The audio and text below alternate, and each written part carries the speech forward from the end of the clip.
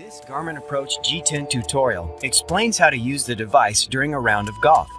Before you head to the course, make sure your Approach G10 is fully charged. It's almost tee time, so let's get started. Before heading to the tee box, while in an open area outside, choose Start Round. At this point, your G10 locates the satellites and finds the nearest course to your location. This may take 30 to 60 seconds.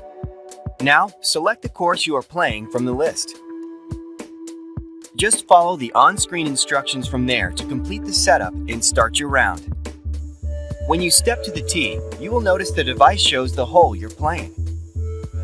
You'll see hole number, par for the hole, and distances to the front, middle, and back of the green. If you have been provided the pin locations for the day, you can manually set the pin location more accurately. To move the pin location on your G10, hit OK. Select Move Flag. Choose up or down to move the pin position around the green to the closest approximation of today's pin placement. That's it for this video. Learn more features of the Garmin Approach G10 by watching the other videos in this series.